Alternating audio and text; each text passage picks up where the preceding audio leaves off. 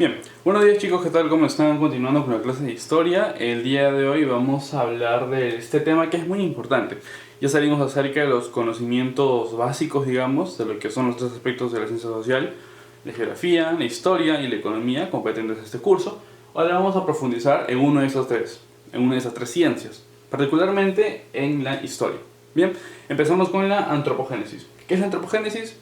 Es el estudio científico sobre el origen y evolución del hombre. Ya hablamos acerca de dos palabras muy importantes: origen y evolución. Origen, vamos a hablar toda la clase de hoy. Evolución, las siguientes clases hasta que se termine el curso. Bien, estudio científico. Aquí nos olvidamos acerca de nuestros conocimientos básicos. Nos olvidamos acerca de lo que me contaron por ahí, quizá mi vecino dijo, no. Nos olvidamos de todo eso y nos centramos en ciencia, chicos. Hoy solamente se habla de ciencia. A partir de hoy, en los tres cursos, claro, historia, geografía y economía, de ciencia. Bien, es el estudio científico sobre el origen y evolución del hombre. El hombre, no de las plantas, no de los animales. ¿Cómo es el origen del hombre? Antecedentes. Obviamente, como todo acontecimiento histórico, como todo hecho muy importante, como es el origen del hombre, tiene antecedentes. Pero ¿cómo están los antecedentes? ¿Los encontramos por ahí tirados en la calle? No. Hay científicos, hay personas, así como hay el padre de la geografía, el padre de la historia. Hay personas que empezaron a estudiar la historia, ¿no? Gracias a las ciencias auxiliares y las disciplinas auxiliares que hicimos la clase pasada, no sé si te acuerdas, ¿no? Tenemos en primer lugar a Jean-Baptiste Lamarck. Bien, él propuso dos leyes muy importantes. No necesitas saber su nombre, bueno, quizá un poco Lamarck su apellido. Lo que sí necesitas saber son esos dos postulados, esas dos leyes. Primero, Jean-Baptiste Lamarck propone la ley de uso y desuso, y también propone la ley de herencia por caracteres adquiridos. ¿Qué es la ley de uso y desuso? ¿Qué quiere decir? Quiere decir que los animales no evolucionaban de un día para otro, no cambiaban su forma física, no cambiaban su fisonomía de un día para otro. Entonces, ¿cómo cambiaban? ¿No? Con la ley de uso y desuso. ¿Qué quiere decir? Por ejemplo, las jirafas, si quieren alcanzar la parte más alta del árbol, ¿qué tenían que hacer? Las jirafas antiguas, prehistóricas, tenían que estirar el cuello, estirar y estirar. Pero no es que en la noche lo estiraban y en la mañana ya estaba el árbol, no. Se iba adaptando, esto iba cambiando conforme pasaban los años. De jirafa abuela, jirafa mamá, jirafa nieta, bisnieta, el cuello se iba haciendo más largo, ¿no? Las cosas iban evolucionando. Pero dice uso y desuso. ¿Qué cosas no usaban? Por ejemplo, había animales que, digamos, en su espalda, digamos, ¿no?, en el lomo, tenían una corteza que era bien dura, que era muy dura. Entonces esa corteza no la usaban para nada, no la necesitaban para nada. Entonces, ¿qué es lo que pasaba? Se iba perdiendo. Entonces, ¿a qué punto quiero llegar? Quiero llegar que aquellas partes de la fisionomía de los animales y sobre todo del hombre, que es la clase de hoy, mientras más la usaban, más evolucionaba. Y si no la usaban, ¿qué pasaba? Desaparecía.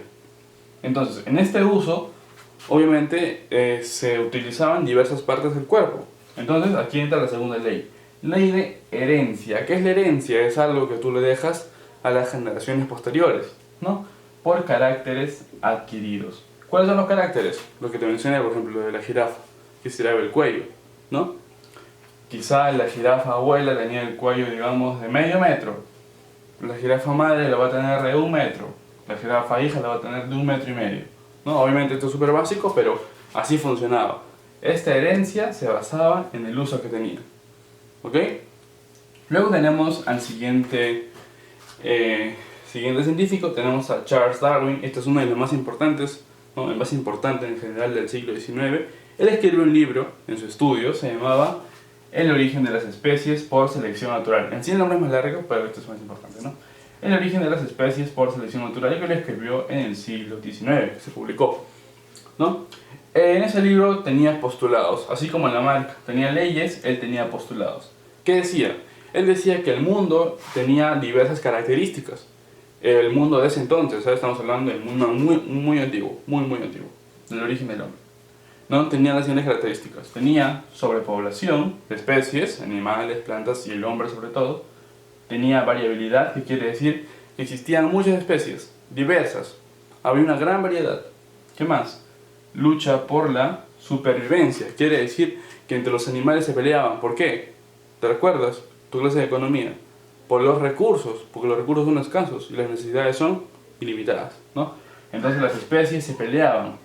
Muchas especies sobrepoblaban el planeta. Y además había una variedad de especies y luchaban por los recursos. Entonces, ¿qué es lo que pasaba? Adaptación. Eso es lo más importante, chicos. Adaptación. ¿Qué es la adaptación? Quiere decir que solamente el más apto sobrevive. Es decir, digamos que hay un león, ¿no? Un león prehistórico, es débil, no puede cazar, no puede sobrevivir en el ambiente, pero hay un león que es más fuerte. Entonces este león le gana a este y él logra sobrevivir, él logra adaptarse, chicos. Entonces tenemos, ¿no?, la adaptación en un mundo con muchas características: sobrepoblación, variabilidad, lucha. Charles Darwin dice que Darwin desmiente lo que dice él. Dice, Lamarck no tenía razón, uso y desuso no tiene sentido. ¿Cómo evoluciona entonces? ¿Cómo evolucionan los hombres? Evolucionan a través de la adaptación.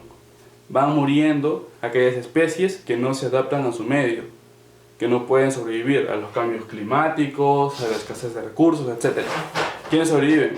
Los más fuertes, ¿no? En este caso tenemos Charles Darwin con la adaptación.